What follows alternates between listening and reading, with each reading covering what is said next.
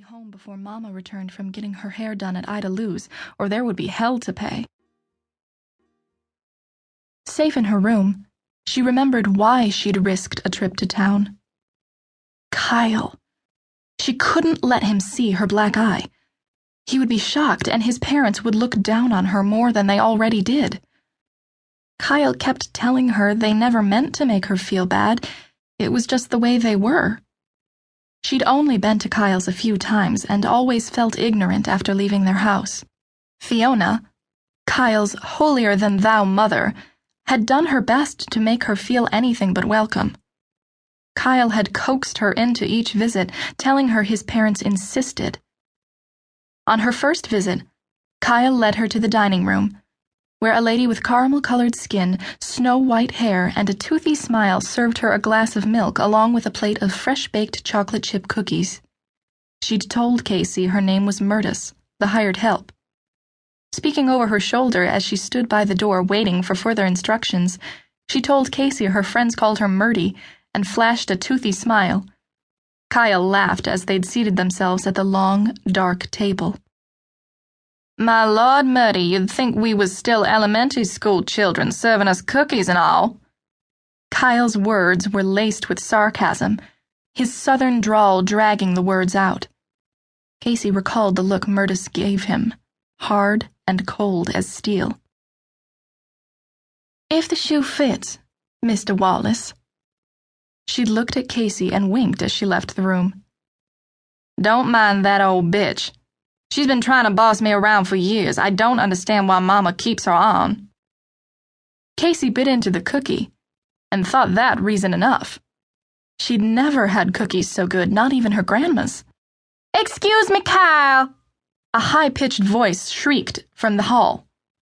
Casey looked up from her plate into the flat, brown gaze of Fiona Wallace. Wiping the crumbs from her mouth with her napkin, Casey stood and held her hand out to Mrs. Wallace. Her hand hung there, limp as a hothouse daisy, while Mrs. Wallace turned to Kyle. Embarrassed, she jammed her hands in her skirt pocket. "My goodness, son, I thought we'd agreed you wouldn't bring—" The tall, thin woman whispered and pointed her cone-like head toward Casey. "Her kind into this house." Casey felt the heat rise from her neck to her face. She stumbled away from the table. Her awkward movement caused her chair to tilt and fall to the floor. As she ran for the front door, she could hear Kyle shout at his mother.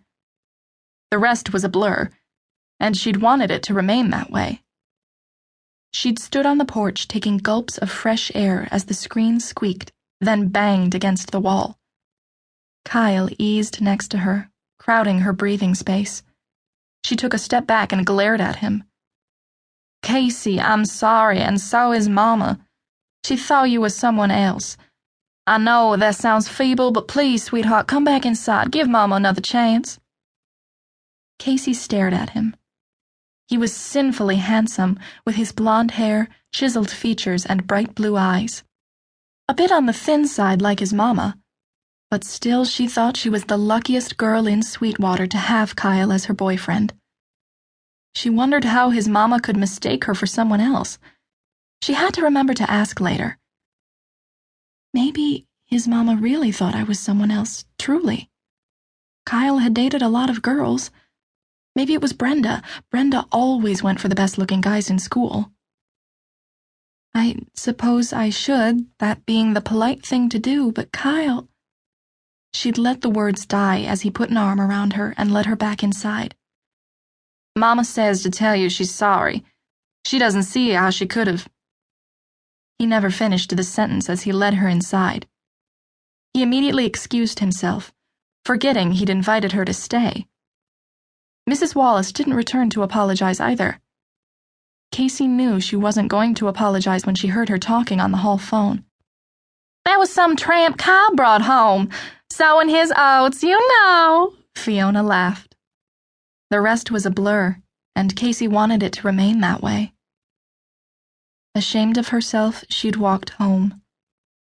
A slow rage burned deep in the pit of her stomach, and each step she took ignited the flame brighter. By the time she'd reached home, she'd calmed down, reminding herself